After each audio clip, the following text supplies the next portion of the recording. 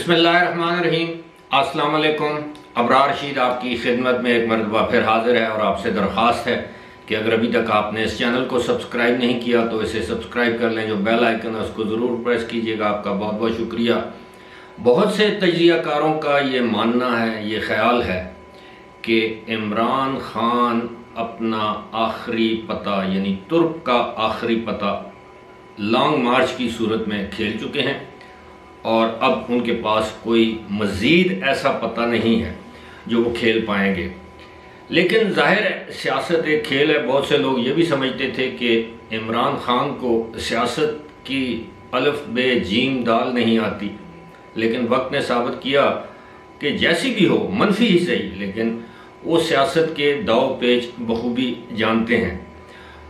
اور اب تک کی جو صورتحال ہے یا حالات ہیں اس کے مطابق ہم یہ کہہ سکتے ہیں کہ اب تک جتنے بھی راؤنڈز ہوئے، باوجود انتہائی کٹھن حالات کے، کچھ سہولیات بھی ان کو میسر تھیں اور ہیں، انہوں نے وہ تمام راؤنڈز جو ہیں وہ بخوبی کھیلے ہیں۔ کچھ تجزیہ کاروں کا یہ کہنا تھا کہ جس دن لانگ مارچ شروع کیا گیا یعنی 28 اکتوبر کو، تو انہوں نے جو پریس کانفرنس کی جس میں انہوں نے آئی ایس آئی کے D G, I S I کے D G C, I S I کے سیکٹر کمانڈر کو جس طرح للکارا، شاید یہ ان کی ڈیسپریشن کا اظہار کرتا ہے۔ لیکن میرے نزدیک میں سمجھتا ہوں کہ عمران خان کے پاس اب بھی ایک ترک کا پتہ ہے، اور اسی پریس کانفرنس میں انہوں نے اس کا ذکر بھی کیا تھا۔ پریس کانفرنس کہہ لیں یا خطاب کہہ لیں، جو بھی آپ اس کو نام دے دیں، انہوں نے کہا تھا کہ اگر آپ کے پاس راز ہیں تو میرے پاس بھی، میرے سینے میں بھی بڑے راز ہیں، اور میں جب وہ راز کھولوں گا تو کسی کو منہ چھپانے کی جگہ نہیں ملے گی۔ کچھ اسی طرح کی بات کی تھی، اور یہ بھی کہا تھا کہ لیکن میں ملکی مفاد کی خاطر وہ راز نہیں بتا رہا۔ لیکن انہوں نے انڈیا تو یہی دیا کہ وہ راز کھول بھی سکتے ہیں۔ اب وہ راز کیا ہیں؟ وہ راز ظاہر ہے بطور وزیر اعظم جب آپ کسی مسند پر بیٹھے ہوں تو بہت سے ملکی راز آپ کے علم میں لائے جاتے ہیں، آ جاتے ہیں، لیکن جس وقت آپ وزیر اعظم کا حلف اٹھاتے ہیں تو اس وقت آپ یہ کہتے ہیں کہ جناب میں تمام چیزوں کو، راز کو راز رکھوں گا اور ذاتی مفاد کو قومی مفاد پر ترجیح نہیں دوں گا۔ اور عام طور پر یہ بات تو ہم پہلے بھی سنتے آئے ہیں، میاں نواز شریف متعدد مرتبہ یہ کہہ چکے ہیں کہ میرے سینے میں بہت سے راز دفن ہیں۔ بے نظیر شہید بھی اسی طرح کہتی تھیں، اور بھی آپ کے علم ہے کہ پاکستان میں ایسے وزرائے اعظم ہیں، اللہ ان کی زندگی کرے، جو کہ حیات ہیں، جن میں شاہد خاقان عباسی ہیں، جن میں یوسف رضا گیلانی ہیں، راجہ پرویز اشرف ہیں، ایک سابق وزیر اعظم ہمارے چودھری شجاعت حسین بھی ہیں، اور اس کے علاوہ نگران وزیر اعظم بھی ہیں۔ تو کبھی کسی نے یہ نہیں کہا کہ وہ یہ راز کھول سکتے ہیں، لوگوں کو بتا سکتے ہیں۔ اب وہ راز کیا ہے جس بات پر اب بہت سے لوگ یہ ماننے پر مجبور ہیں کہ عمران خان اب اسٹیبلشمنٹ کو بلیک میل کرنا چاہتے ہیں، یہ بلیک میل کر رہے ہیں۔ وہ بلیک میلنگ کیا ہو سکتی ہے؟ عمران خان جس کو راز کہتے ہیں وہ اب راز نہیں رہا۔ یعنی سب سے بڑی بات وہ جو کر سکتے ہیں وہ بھارت کی طرف اشارہ کر سکتے ہیں کہ مجھے تانے دینے والے یہ مجھے مشورہ دیتے تھے کہ جناب آپ بھارت کے ساتھ تعلقات ٹھیک کریں، تجارت کا آغاز کریں بھارت کے ساتھ، اور یہاں تک کہ بھارت کے وزیر اعظم کو پاکستان بھی لایا جا سکتا ہے۔ اب اس حوالے سے میں آپ کو اندر کی خبر، جو اب کی نہیں ہے، 2 سال پہلے کی یہ خبر ہے کہ آپ کے علم میں ہے کہ پاکستان اور بھارت کے درمیان یا مابین ٹینشن عروج پر تھی۔ روزانہ سرحدوں پر دونوں جانب سے گولہ باری ہوتی تھی، فائرنگ ہوتی تھی، دونوں اطراف نہ صرف جو ہمارے فوج کے اہلکار ہیں بلکہ عام لوگ بھی جو ہیں وہ اس کی زد میں آتے تھے۔ بہت دونوں جانب بہت زیادہ جانی نقصان بھی ہوتا تھا، لیکن پھر وہ جنگ بندی یعنی فائر بندی آپ کہہ لیں یا line of control per fire بندی کہہ لیں، جنگ بندی کہہ لیں، وہ ہوئی۔ کیسے ممکن ہوئی؟ اس میں آپ سب کو پتہ ہوگا کہ اس وقت کے D G I S I اور اس وقت کے جو بھارت کے جو ڈی جی جو ان کے سربراہ ہوتے ہیں را کے یا ان کے سیکیورٹی ایڈوائزر، وہ ان کے درمیان ملاقاتیں ہوتی رہیں متحدہ عرب امارات میں، اور ان ملاقاتوں کے سہولت کار بھی یو اے ای کے حکمران تھے۔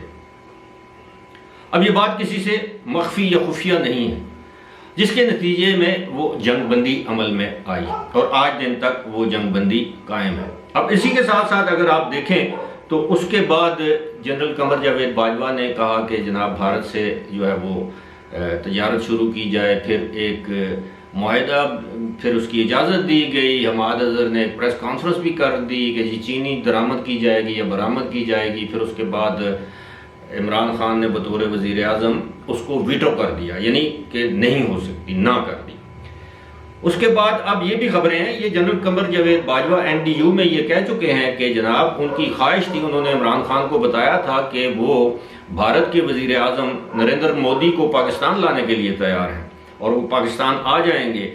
اس پر بھی وزیر اعظم عمران خان نے انکار کیا کہ سیاسی طور پر وہ یہ سمجھتے تھے کہ ان کے لیے نقصان دہ ہوگا، ان کی پاپولیرٹی کے لیے اپوزیشن کے پیچھے ہاتھ دھو کر پڑ جائے گی کہ یہ ایک طرف کشمیر بھارت جو ہے وہ ہڑپ کر گیا ہے اور دوسری جانب آپ نریندر مودی کے ساتھ مذاکرات کر رہے ہیں۔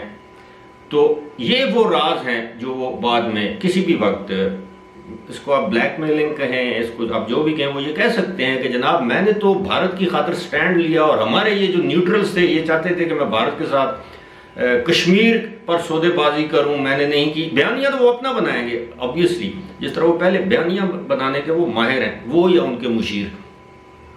لیکن کیا قوم اس چیز کو بائے کرے گی کہ اور میں آپ یقین کیجئے کہ پاکستان ایک ایسا ملک ہے جہاں پر بھارت کے حق میں یا خلاف بیانیے پر کبھی انتخابات نہیں جیتے گئے، نہ کوئی ایک پارٹی دوسری پارٹی کو ہرا سکتی ہے۔ البتہ بھارت میں پاکستان مخالف بیانیے پر جو بھارتیہ جنتا پارٹی ہے نریندر مودی کی، جو جسے ہم بی جے پی کے نام سے جانتے ہیں، وہ ہمیشہ انتخابات جیتتی ہے، مسلمانوں کے خلاف، پاکستان کے خلاف، بھارت کے اندر جو مسلمان ہیں ان کے خلاف ان کا ایک سٹانس ہوتا ہے، اور پھر یہ پاکستان کے خلاف۔ اچھا، اب آپ دیکھیں کہ پاکستان کے خلاف تو ان کا سٹانس ہوتا ہے، لیکن ساتھ ہی ساتھ آپ دیکھیں کہ بھارت کے جو تعلقات ہیں، سعودی عرب ہو، متحدہ عرب امارات ہو، ان کے ساتھ بہترین تعلقات ہیں، سوائے دو ایسے ممالک ہیں جن کے ساتھ بھارت کے، مسلمان ممالک جن کے ساتھ بھارت کے تعلقات اچھے نہیں ہیں۔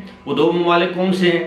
ایک ملیشیا ہے اور دوسرا ترکی ہے، کہ دونوں ممالک جو ہے کشمیر پر بھرپور قسم کی امداد مطلب حمایت کرتے ہیں پاکستان کی۔ اور جب ان کے بیانات کے بعد تو پھر ہمیں معلوم ہے کہ بھارت نے ملیشیا سے جو پام آئل یا جو خوردنی تیل ہے وہ درآمد کرنا بھی بند کر دیا تھا۔ ترکی کے ساتھ بھی ایسی ہی صورتحال ہے۔ لیکن پاکستان میں بے شک عمران خان جو بھی بیانیہ بنائیں، اب عام جو پبلک ہے، عام پبلک جو میرے جیسے عام لوگ ہیں، وہ یہ سمجھتے ہیں کہ دونوں ملک پاکستان اور بھارت جنگ کے ذریعے کشمیر کا تنازع یا مسئلہ جو ہے وہ اس کا حل نہیں نکال سکتے۔ مذاکرات ایک تو یہ ہے، میری دلی خواہش ہے کہ بھارت پاکستانیوں کے لیے تمام شہروں کے ویزے کھول دے اور پاکستان بھارتی شہریوں کے لیے تمام شہروں کے لیے ویزا کھول دے، لوگ آئیں جائیں، سڑک سے آئیں، ریل سے آئیں، کوئی روک ٹوک نہ ہو۔ یہ نہ ہو کہ جی کوئی پاکستانی بھارت جا رہا ہے تو اس کے پیچھے 10 سیکیورٹی اہلکار لگے ہیں، یا کوئی بھارتی پاکستان آ رہا ہے تو اس کے پیچھے ایجنسیوں والے اس کا پیچھا کر رہے ہیں، یا تھانوں میں جا کے وہ اندراج کروایا جا رہا ہے۔ ایسا نہیں ہونا چاہیے۔ دو پڑوسی ملک ہیں، جس طرح کسی زمانے میں لوگ افغانستان آتے جاتے تھے، ابھی آپ دیکھ لیں کہ امریکہ اور کینیڈا میں لوگ، جس طرح ایسا بھی ہے کہ کینیڈا کے ایک شہر سے لوگ سنڈے کو گروسری کرنے امریکہ جاتے ہیں، کیونکہ امریکہ میں کھانے پینے کی اشیاء نسبتاً سستی ہیں۔ تو یہاں کیوں نہیں ایسا ہو سکتا کہ بندہ صبح جائے جناب اپنا قریبی لاہور سے امرتسر اور اگلے دن واپس آ جائے، شام کو آ جائے، بسیں چلیں، ویگنیں چلیں، جس طرح پنڈی لاہور کے درمیان یا مختلف شہروں کے درمیان ویگنیں چلتی ہیں۔ خیر بات اور طرف چلی گئی ہے. میں سمجھتا ہوں کہ اب عمران خان جو مرضی کر لیں، جو مرضی کر لیں، جو ریاست نے ایک فیصلہ کر لیا، ریاست سے مراد افواج پاکستان، اور اس فیصلے کی جھلک آنے والے دنوں میں آپ کو عدلیہ کے فیصلوں میں بھی نظر آئے گی. ہماری بدقسمتی یہ ہے کہ جب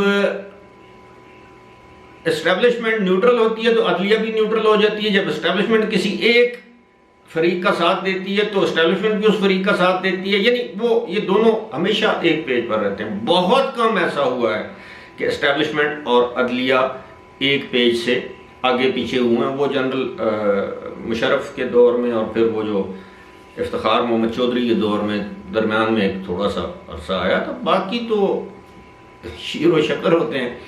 تو میرا ذاتی خیال یہ ہے کہ عمران خان کے پاس جو ایک کارڈ ہے وہ بھی کھیل لیں اور دیکھ لیں کہ اس سے ان کو سیاسی طور پر مزید کتنا فائدہ ہو سکتا ہے یا مزید کتنا نقصان ہو سکتا ہے. فی الحال مجھے دیجیے اجازت. خدا حافظ.